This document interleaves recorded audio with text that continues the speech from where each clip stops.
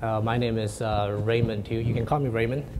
My Chinese name is too hard to, people can't get it right, so. So right now I'm from the University of Maryland. This was done when I was at ASU, when I was a PhD student under Adam. He was a great advisor, so give it up for him. All right, so first thing, very grateful that I got this paper, got the Distinguished Paper Award. So thank you all so much. So it's my pleasure to talk about this problem about telephone spam.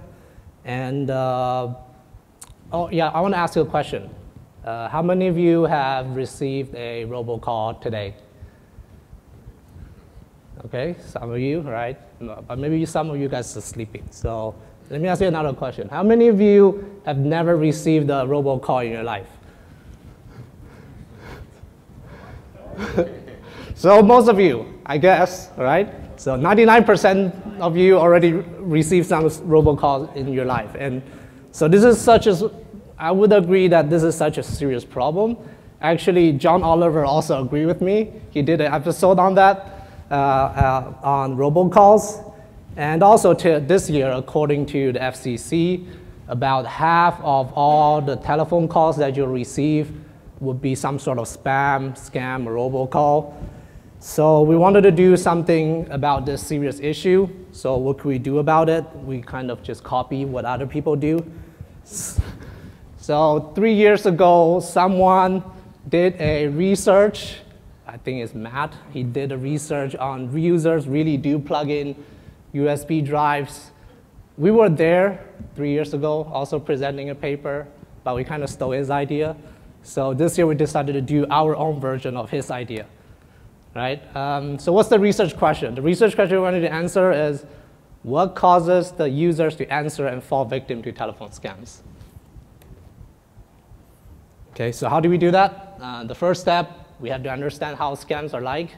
So to understand that, what can we do? We just have to listen to them. And to do that, we just collected 150 scam samples from various public sources and just like listen to them like podcasts and kind of figure out what kind of attributes we could identify and test as an experiment.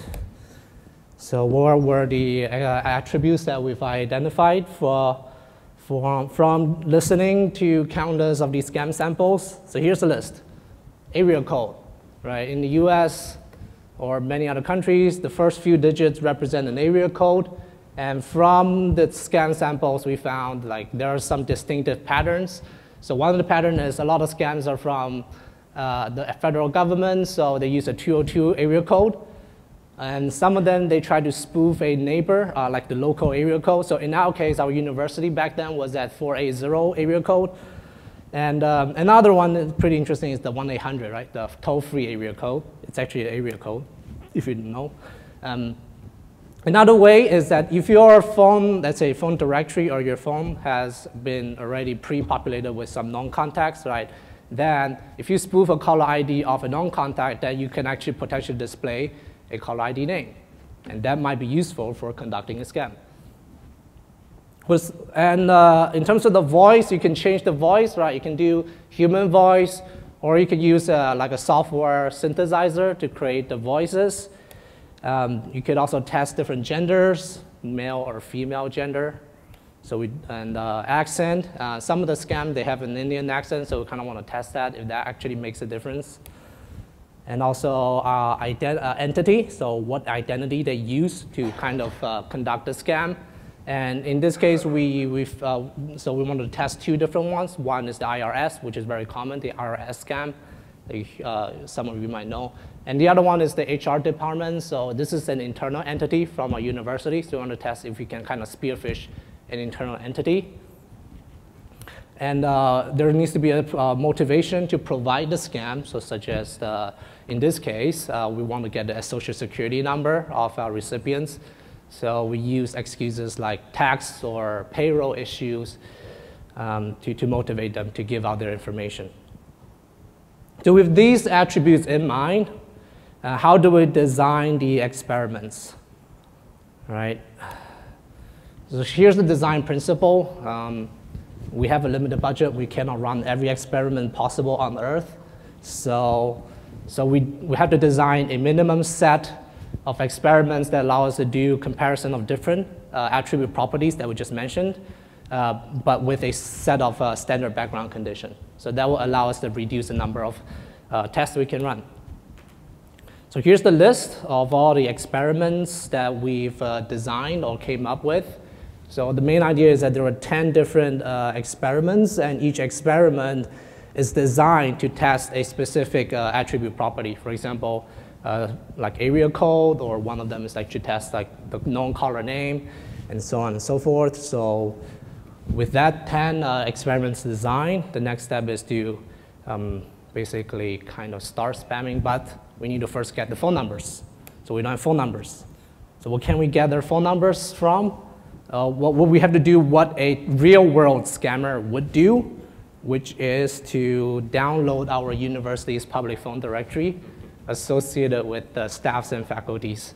So at ASU, the phone directory is public. Actually, a lot of universities are, right?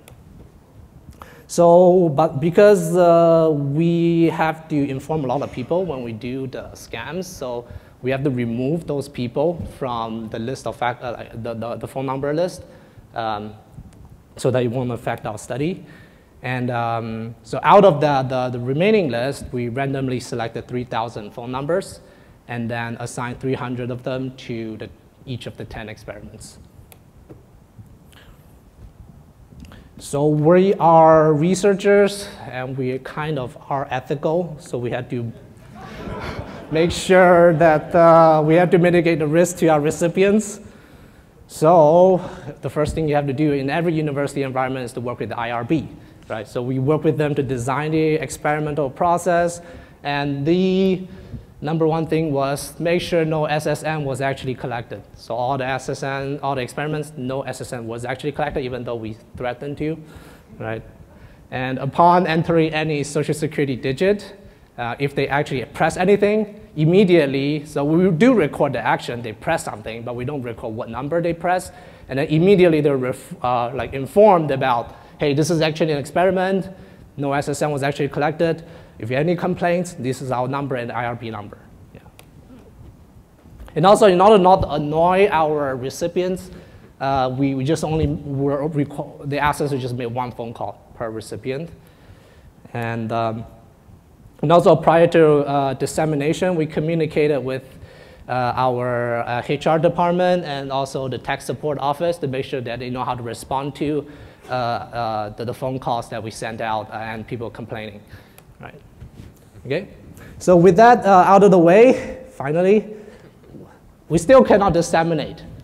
Problem, because we need to make sure our procedure is standardized and automated. Imagine having to make 3,000 phone calls. Like that's going to be a problem, right?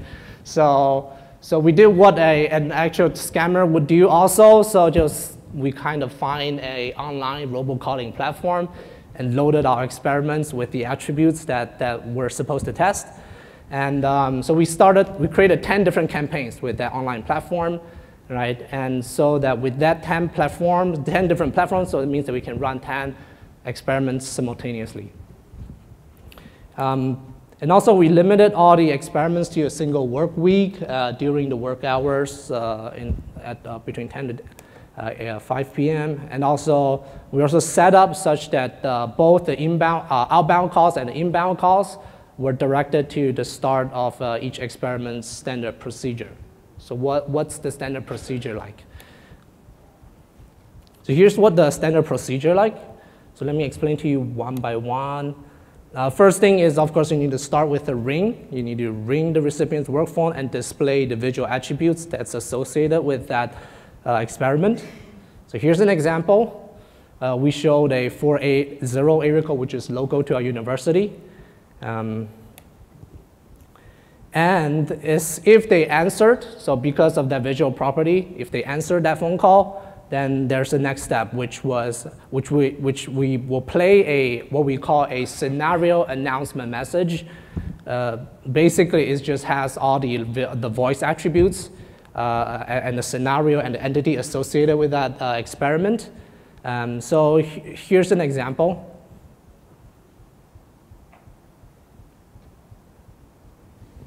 Come on, I really hope this works. So I don't think, wait, hang on, let me see. Okay, Please so I don't wait think, for the next available actually agent. it did work. Okay, give me a second.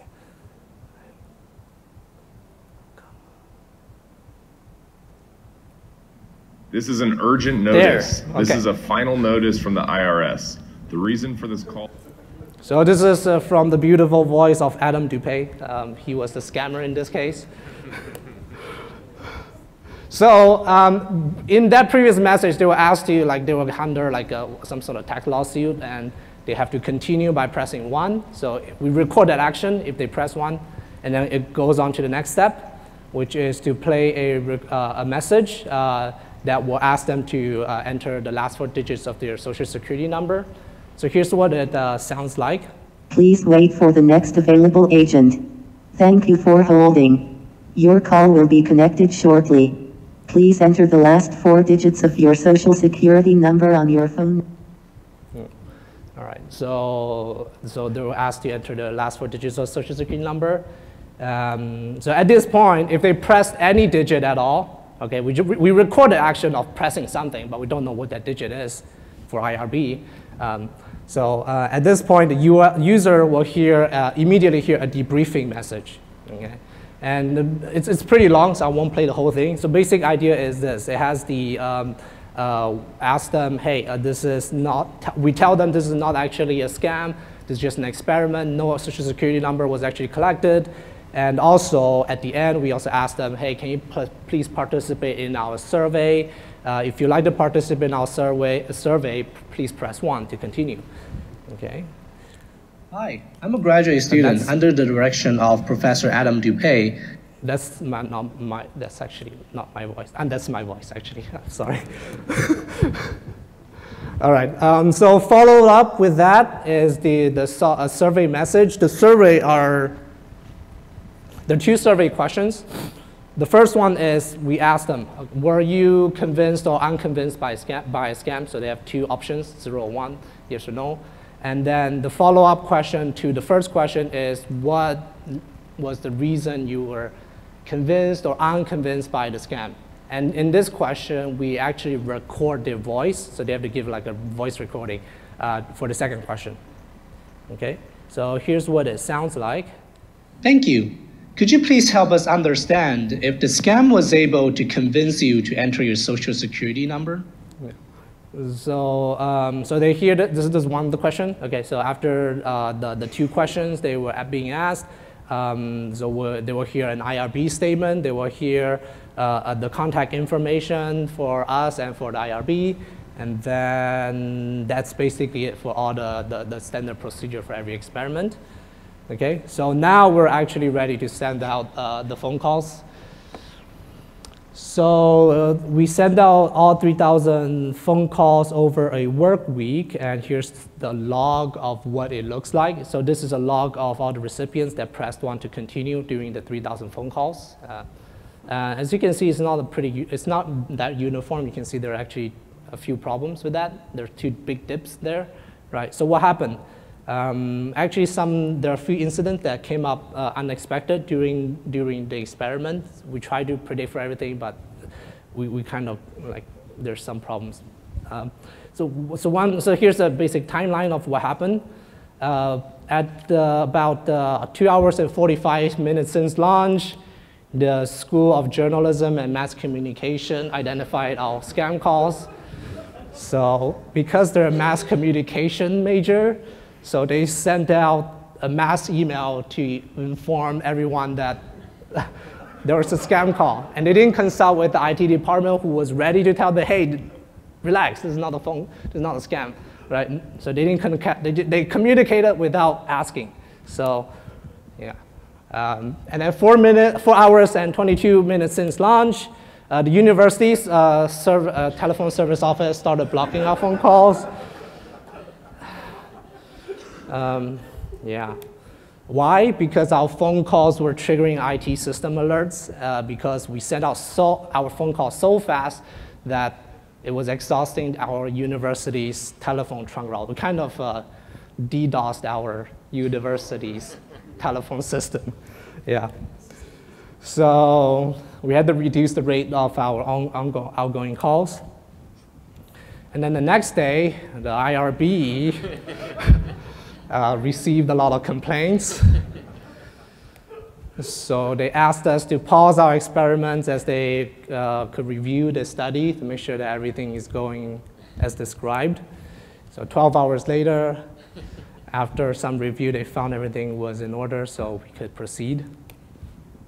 Yeah, so, and then things went on okay. All right. So after the 5 days, we collected our results. So here are all the results that we've kind of collected. So there are 6 major actions that we recorded from each of the experiment. So one is the continued, that records the number of users that press 1 to continue when they hear the first message. The second one is the entered SSN, which records whether they took an action, right, when they were asked to enter the last 4 digits of SSN. And then the next one is the survey part. So convinced is the number of users that stated they were convinced by the scam. And the next one is the recording of how many recordings related to that. And then the other one was the number of unconvinced and the recording. So we have the data, but that's not enough. So we need to do analysis on it. To perform an analysis, we need to find a suitable analysis metric because we have 6 different options to analyze on, right? This is kind of challenging. I mean, there are 2 obvious ones. One is entered SSN. So we can compare the number of entered SSN. But the problem with this approach is that it's actually kind of too lax as a measure because users could have actually entered a fake SSN just to see what's going on. All right, thanks. Okay? And the other one is convinced. This also has an issue because not many people actually tell us that they were convinced by the scam.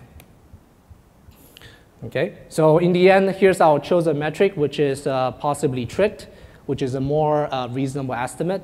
So it's a derived metric, which is calculated by subtracting unconvinced from number entered SSN. So it kind of has this balance. So here's the results of possibly tricked across all 10 different, across 10 experiments.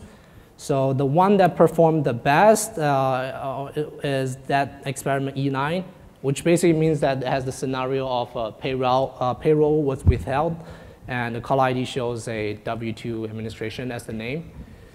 And the worst performing experiment was you have an unclaimed tax return from the IRS. Yeah.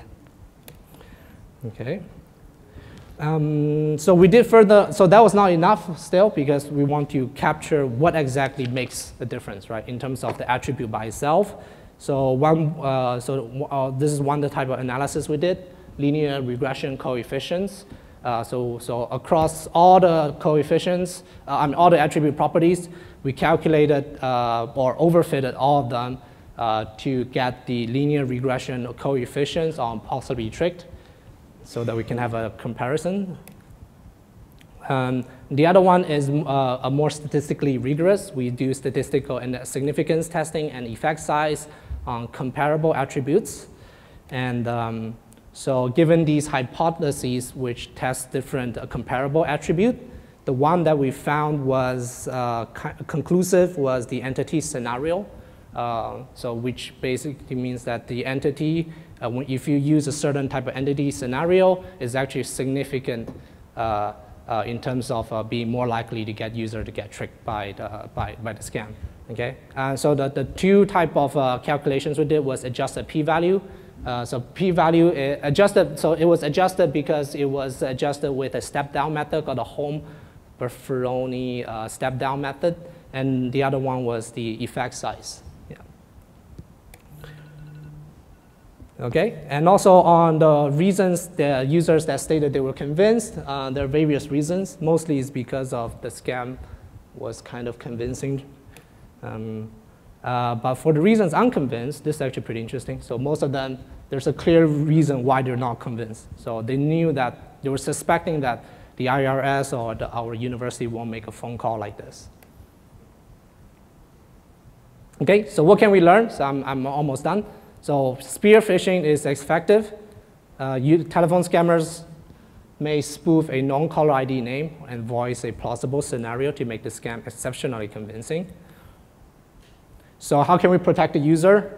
Make the users be aware of telephone scam, right? For example, let them know the HR won't make calls like this. The other way is to adopt caller ID technology, authentication technology. I have a paper on it, by the way. Okay, provide safeguards against caller ID spoofing. So why we need that, right? If we can provide safeguards against telephone caller ID spoofing, it's possible for us to fight malicious calls with a usable caller ID reputation system. And finally, we need more research in this space. We don't have enough researchers in this space, so we need more understanding in the scammers. All right. Okay, so that's all. Thank you all so much. Yeah.